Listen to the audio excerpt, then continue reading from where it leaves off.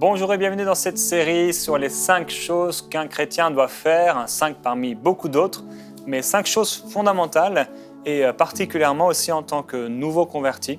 Lorsqu'une personne vient au Seigneur après sa nouvelle naissance, elle doit passer, on en a parlé lundi, par le baptême d'eau. Et nous avons parlé hier du fait de chercher la volonté de Dieu quand une personne vient au Seigneur et tout le reste de sa vie, cette personne doit chercher et découvrir quelle est la volonté de Dieu pour sa vie. On a vu que cette volonté de Dieu, Dieu peut nous diriger, mettre des choses autour de nous, des circonstances, comme des signaux d'alerte, des panneaux de signalisation qui ne sont pas en soi un enseignement ou une instruction très claire, mais qui peuvent nous faire parfois nous poser des questions et s'arrêter pour prendre le temps de chercher concrètement quelle est la volonté de Dieu pour notre vie. Au-delà de ces circonstances extérieures, nous ne sommes pas et nous ne marchons pas par la vue ou par les circonstances, mais par la foi, par la parole de Dieu. Il y a bien sûr, et avant toute chose, la direction intérieure du Saint-Esprit. Nous avons dit que le Saint-Esprit ne nous laisse pas seuls, il nous dirige, il nous conduit, il nous prend par la main, il est fidèle et soyez sûrs que si vous gardez un cœur pur, une conscience pure, le Seigneur saura vous diriger, il le veut plus que vous-même. Et nous avons parlé, après la direction du Saint-Esprit dans notre cœur, on a fait d'ailleurs une parenthèse aussi sur l'Église locale, le fait que l'Église peut, les croyants autour de nous peuvent confirmer aussi parfois des choses, nous dire des choses de la part de Dieu. Mais au-delà de ça, il y avait cette troisième chose dont on a parlé hier, bien sûr, la plus importante, parce que c'est elle sur laquelle on va se baser, se fonder, l'enseignement des Écritures. Donc l'enseignement de la parole de Dieu, c'est important de passer toujours du temps dans la parole, à chercher la parole. Il y a aussi, je n'ai pas eu le temps d'en parler hier, mais on aurait pu parler des songes et des visions qui sont des façons avec lesquelles le Saint-Esprit peut nous diriger. Aujourd'hui, on veut parler de l'imposition des mains. Et pendant ces dernières semaines, j'ai eu à cœur en fait de parler de plusieurs fondations dans notre vie avec le Seigneur, qu'on retrouve dans Hébreux, au chapitre 6 et au verset 1. Il est écrit, c'est pourquoi, laissant l'enseignement élémentaire ou encore l'enseignement de base de la parole du Christ, tendons vers la perfection, sans poser de nouveau le fondement. Alors quel est ce fondement ? Repentance des œuvres mortes. J'ai pu en parler plusieurs fois dans ces dernières semaines, bien sûr. Foi en Dieu. Nous avons parlé de la foi en Dieu, on en parlera encore cette semaine. Doctrine des baptêmes. On a parlé de la nouvelle naissance, on a parlé cette semaine du baptême d'eau, on a également eu à parler du baptême du Saint-Esprit. L'imposition des mains, nous allons le faire aujourd'hui. La résurrection des morts, on l'a fait aussi dernièrement, et le jugement éternel, on en a parlé également dernièrement. Aujourd'hui, je vais m'arrêter sur ce point, l'imposition des mains. Ça fait partie des fondements. On devrait savoir à quoi ça sert, qui peut le faire, pourquoi on doit le faire, est-ce que c'est un symbole, à quoi ça correspond. On a vu qu'il n'y a pas grand symbole extérieur qui nous est donné dans le Nouveau Testament, mais il y en a quelques-uns, la Sainte Seine qui représente, on se rappelle de ce que Christ a fait pour nous, la croix de Christ, c'est un moment où on s'arrête et on remercie le Seigneur pour son sang, mais c'est également, plus qu'un symbole aussi, il y a toute une puissance qui est relâchée et qui peut apporter la guérison dans notre corps, par exemple. On a parlé après donc le fait du vin, du pain, de la Sainte Seine, de ce baptême d'eau, qui est là encore plus qu'un symbole, même si c'est un symbole par l'ensevelissement et par la résurrection, plus qu'un symbole, c'est aussi une puissance. Quand quelqu'un se fait baptiser d'eau, en fait, il sort du monde, il dit non au monde. Donc, lorsqu'on est de nouveau, on entre on entre au ciel, entre guillemets, on sait que notre éternité est assurée, mais lorsqu'on se fait baptiser d'eau, c'est comme on tourne la porte au monde, on fuit l'Égypte et on passe par ce baptême d'eau, comme le peuple qui est sorti d'Égypte et qui est passé par cette eau, et le monde est derrière nous. Un autre symbole qui nous est donné, c'est cette imposition des mains. C'est extérieur, c'est quelque chose de très naturel, mais il y a aussi une puissance. Alors, dans Lévitique au chapitre 3, Lévitique chapitre 3, et plusieurs fois dans ce passage, dans ce chapitre et dans les chapitres suivants, il y a plusieurs endroits dans la parole de Dieu, on n'aurait pas le temps de voir tous les versets, mais dans Lévitique au chapitre 3, au verset 2, il est écrit Il posera sa main sur la tête de la victime qu'il égorgera, on parle bien sûr d'un animal, qu'il égorgera à l'entrée de la tente de la rencontre et les sacrificateurs, fils d'Aaron, répandront le sang sur le pourtour de l'autel. On pourrait lire le verset 8, il est encore écrit, il posera sa main sur la tête de la victime. Au verset 13, il posera sa main sur la tête de la victime. Au chapitre 4, au verset 4, il amènera le taureau à l'entrée de la tente d'assignation devant l'Éternel et il posera sa main sur la tête du taureau. Au verset 15 du même chapitre, les anciens d'Israël poseront leurs mains sur la tête du taureau devant l'Éternel. Verset 24, il posera sa main sur la tête du bouc. Verset 29, il posera sa main sur la tête de la victime, etc., etc., etc. On a beaucoup de cette manifestation dans l'Ancien Testament, mais également dans le Nouveau Testament. Par exemple, dans les Actes des Apôtres, au chapitre 19. Sur ces paroles, ils furent baptisés au nom du Seigneur Jésus-Christ. Lorsque Paul leur eut imposé les mains, le Saint-Esprit vint sur eux et ils se mirent à parler en langue et ils prophétisèrent. Donc, on parle des mains, d'une imposition des mains. Et ça fait partie des vérités fondamentales, des fondements même. Et ça, en fait, on l'oublie. L'imposition des mains, ça fait partie des fondements de notre vie avec le Seigneur. Alors pourquoi ? Il y a tout un aspect que j'ai découvert aussi avec Watchman Nee par rapport à l'imposition des mains. Watchman Nee enseignait ce qu'on retrouve dans les Actes des Apôtres. Lorsque les gens étaient baptisés d'eau, souvent, eh bien, au moment de leur baptême d'eau, l'apôtre posait ses mains sur la tête de la personne et priait pour cette personne. Et c'était en fait comme une façon de dire, tu as été baptisé d'eau, maintenant le monde est derrière toi, tu appartiens au Seigneur, et maintenant par cette imposition des mains, je te consacre à Dieu, tu fais partie, je le déclare, oui, tu fais partie de la famille de Dieu, tu fais partie de l'Église, et comme l'onction descendait de la barbe d'Aaron jusque le bord de ses vêtements, il avait des longs vêtements et ça coulait jusqu'en bas, de la même façon, cette onction du Saint-Esprit qui a été donnée à l'Église, qui passe donc par le Seigneur Jésus-Christ, elle vient par cette imposition des mains, et elle est là comme pour dire, eh bien voilà, cette personne fait partie de l'Église. Alors, bien sûr, sans imposition des mains, nous faisons partie de l'Église, mais je crois que c'est quelque chose qu'on a oublié dans l'Église aujourd'hui, d'accompagner le baptême d'eau avec cette imposition des mains, qui est une imposition des mains de bénédiction. Alors, il y a deux aspects principaux au fait de l'imposition des mains. Le premier aspect de cette imposition des mains, c'est une partie un premier sens de l'identification. Lorsque ces gens apportaient donc dans l'Ancien Testament ces animaux, ils imposaient leurs mains sur cet animal et cet animal était égorgé et il était consumé. En fait, ils s'identifiaient avec cet animal. C'est comme s'ils faisaient un avec lui et on sait que c'est comme si les péchés de la personne étaient déposés sur cet animal. Il y a encore une histoire assez intéressante dans l'Ancien Testament de cette vache rousse on va lui imposer les mains, on va la laisser aller. Et c'était donc une identification. Dans l'Ancien Testament, il y a des gens qui adoraient par exemple le faux dieu bien sûr, Moloch. Et ils apportaient non pas des taureaux et des boucs, mais ils apportaient leurs propres enfants. C'était des sacrifices humains. Aujourd'hui, ça existe encore un peu ici et là dans le monde. Dieu, lui, il ne nous demande pas d'apporter nos enfants et de les sacrifier. Il nous demande de nous sacrifier nous-mêmes, de nous apporter nous-mêmes, de nous offrir nous-mêmes à 100%. Donc quelque part, ce que Dieu nous demande est plus fort que ce que ce faux Dieu demandait, donc c'était ces esprits mauvais en fait, demandait à ces gens. Mais on ne va pas s'offrir nous-mêmes, notre corps, être égorgé, mais on va s'identifier avec le Seigneur Jésus-Christ. Et quand on impose les mains sur nous, lors de ce baptême d'eau, eh bien on s'identifie. C'est comme une identification, et en disant, bah voilà, on m'impose les mains, et oui, je me soumets à Dieu, je me soumets aussi à l'ordre divin, et je crois que je fais partie de la famille de Dieu, de l'Église de Dieu, et je m'offre moi-même tout entier. C'est aussi un des symboles de l'imposition des mains qu'on trouve dans les Actes des Apôtres. Lorsque ces gens étaient baptisés d'eau, on a imposé les mains sur eux pour qu'ils reçoivent le Saint-Esprit.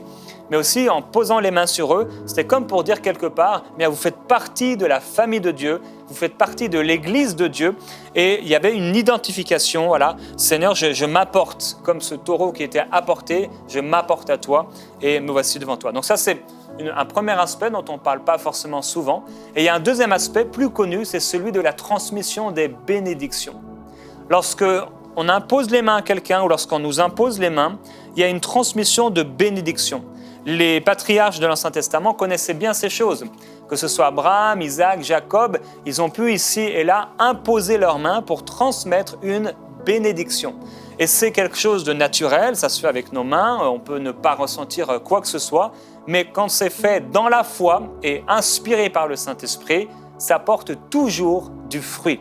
Nous pouvons donc être inspirés par le Saint-Esprit à imposer nos mains, par exemple, sur nos enfants pour leur transmettre une bénédiction, à imposer nos mains sur un frère, une sœur, et là encore, poussé par le Saint-Esprit, ça peut amener une transmission de la bénédiction. Donc, on s'identifie avec la personne, ok, mais il y a aussi cette transmission d'une bénédiction. Ça, c'est le deuxième aspect. Alors, au niveau de l'imposition des mains, ce n'est pas n'importe qui peut nous imposer les mains.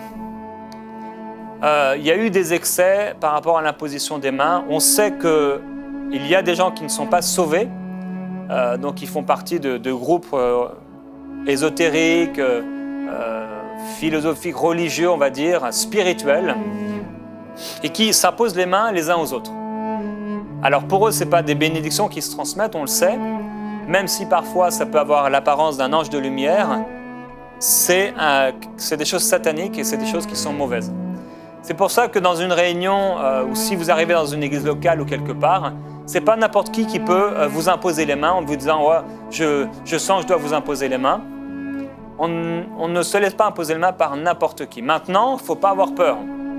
Voilà, c'est à chaque fois que si quelqu'un veut vous imposer les mains dans l'église, un frère ou une sœur que vous connaissez, n'ayez pas peur. On ne doit pas avoir peur. Mais on doit savoir que ceux qui doivent nous imposer les mains appartiennent au Seigneur Jésus-Christ et marchent avec Dieu dans le sérieux. Un jour, j'annonçais l'évangile dans la rue et je vois un homme qui impose les mains à des gens dans la rue. Et tout de suite, très rapidement, je m'aperçois que cet homme n'est pas chrétien, ce n'est pas un enfant de Dieu, mais en fait, c'est quelqu'un qui était très très spirituel et qui imposait les mains aux gens pour qu'ils soient guéris. Et il pensait même faire l'œuvre de Dieu, mais il n'avait rien d'un enfant de Dieu, il ne connaissait pas le Seigneur Jésus-Christ, etc. Dans ce cas-là, si vous faites imposer les mains par ce genre de personnes, ça peut être dangereux.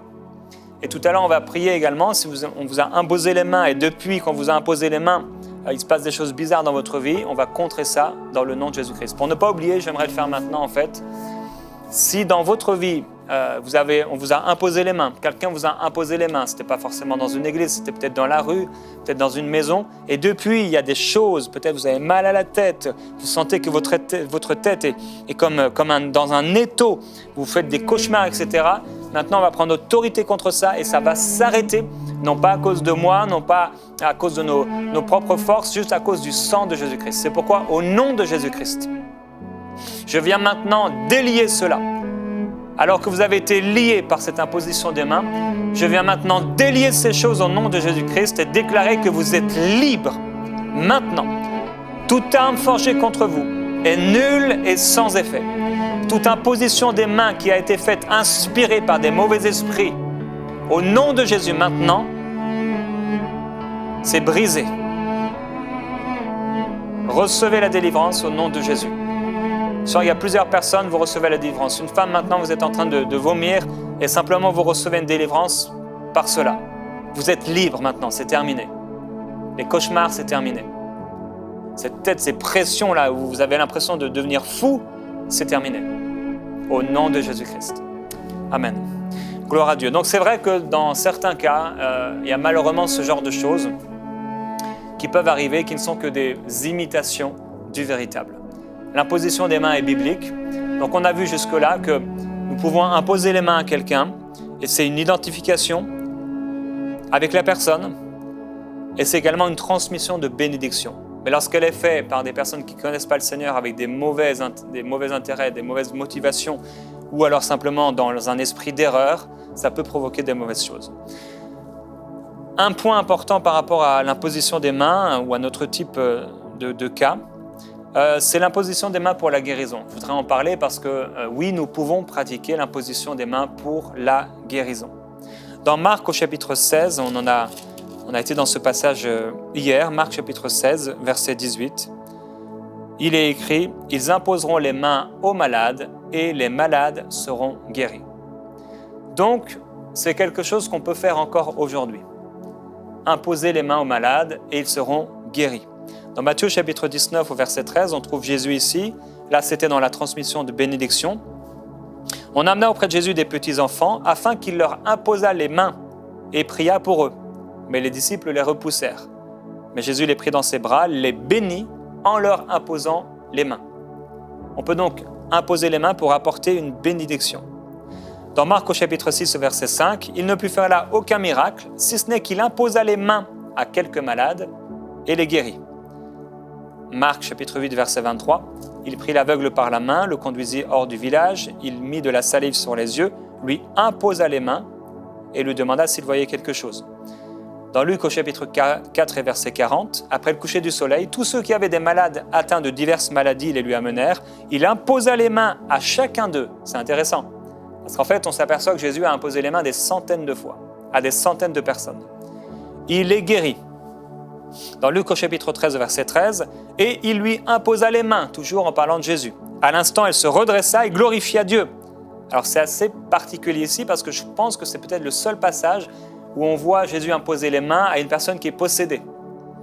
Et là, il faut être dirigé par le Saint-Esprit par rapport au fait d'imposer les mains à quelqu'un qui aurait des mauvais esprits, etc.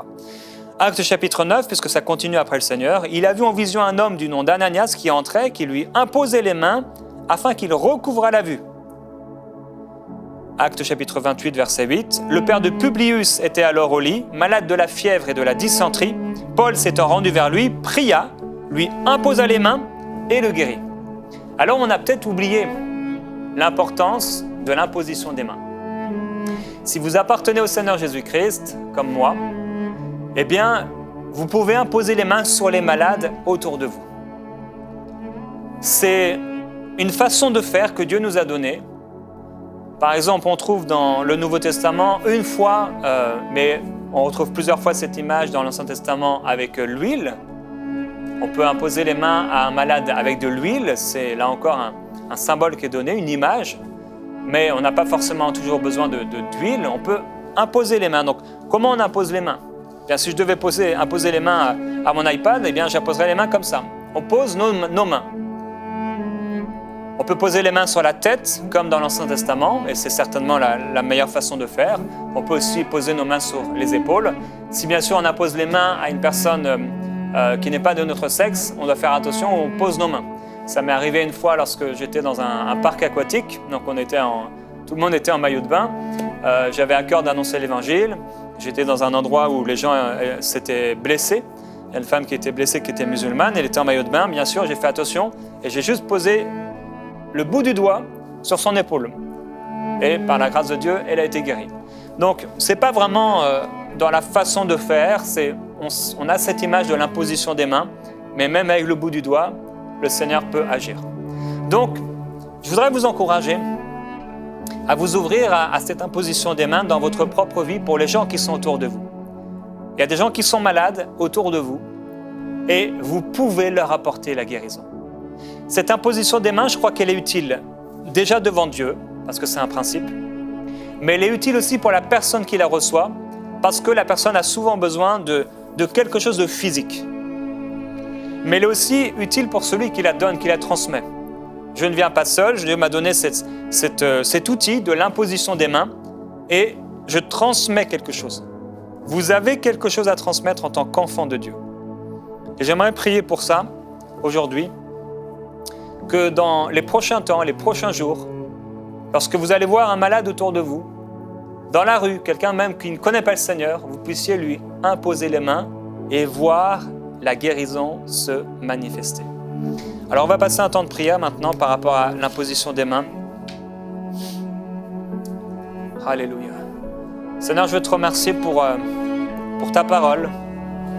Je veux te remercier parce que l'imposition des mains fait partie des fondements des Écritures.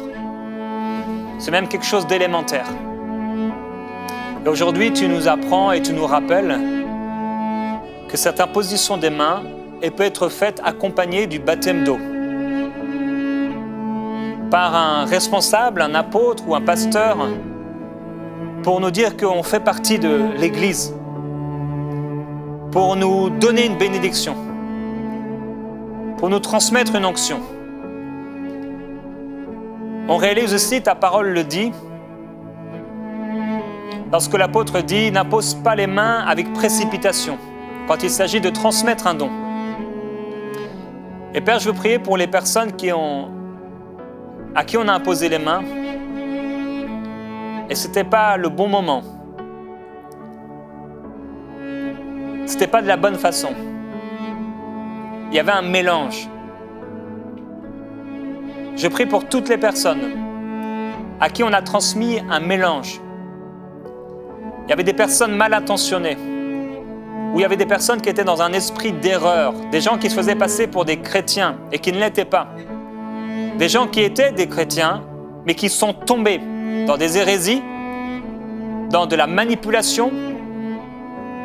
Et Père, une fois encore, je déclare que toutes ces choses sont brisées au nom de Jésus-Christ. Merci Saint-Esprit, parce que l'imposition des mains est là pour faire du bien.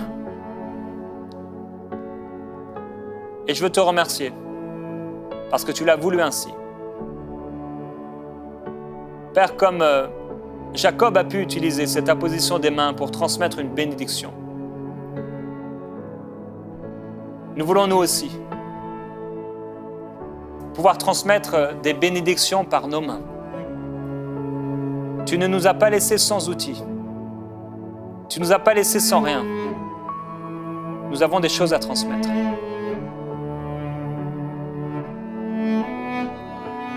Et Père, je prie pour mes frères et sœurs, afin qu'ils puissent transmettre des bénédictions. Que l'imposition des mains ne soit pas utilisée n'importe comment, dans n'importe quelle situation, et que nous puissions être vigilants à ton esprit, pour faire les choses comme tu veux qu'on les fasse. Et Père, je prie alors que je vais parler de cette imposition des mains pour la guérison. Tu as dit dans ta parole que ceux qui croiront imposeront les mains sur les malades et ils seront guéris. Père, je prie pour mon frère, ma sœur qui m'écoute maintenant, qui prie avec moi. Elle a peut-être déjà prié pour des gens, ou alors elle laisse les gens comme ça malades sans prier. Et je prie qu'il y a quelque chose qui se passe dans son cœur, dans son intelligence, pour que la prochaine fois, elle puisse poser ses mains sur cette personne et déclarer la guérison, transmettre la guérison. Merci Seigneur, parce que lorsqu'on pose nos mains sur les malades, ce sont tes mains qui se posent. Lorsque on passe, Seigneur, par cette imposition des mains, tu transmets une bénédiction. Tu transmets la guérison.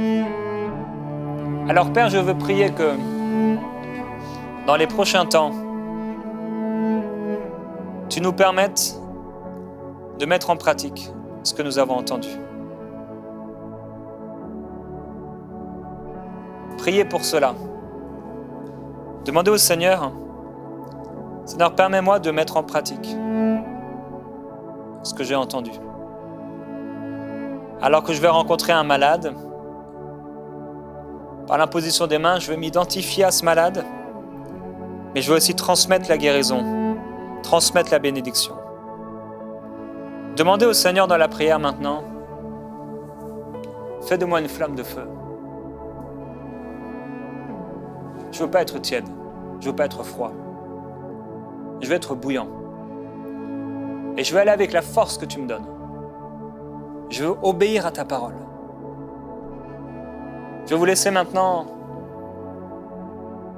les 2-3 minutes qui nous restent, juste à prier par rapport à ça.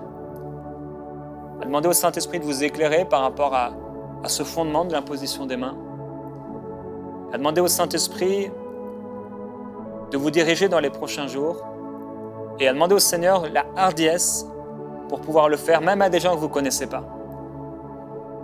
Souviens les premières fois que je l'ai fait dans la rue avec des gens que je ne connaissais pas, par la grâce de Dieu, dès le début, ça a apporté du fruit. Quand vous allez imposer les mains sur eux, vous déclarez la guérison, vous ordonnez à la maladie de partir, de quitter. Et après l'avoir fait, vous demanderez aux gens, allez-y, constatez, regardez, faites ce que vous ne pouviez pas faire. Et vous allez voir ce que le Seigneur va faire parce que l'imposition des mains est biblique. C'est pour vous. Je vais vous laisser ce temps maintenant pour prier par rapport à ça. On se retrouvera demain dans Prière inspirée. Passez ce temps maintenant dans la prière. Alléluia. Saint-Esprit.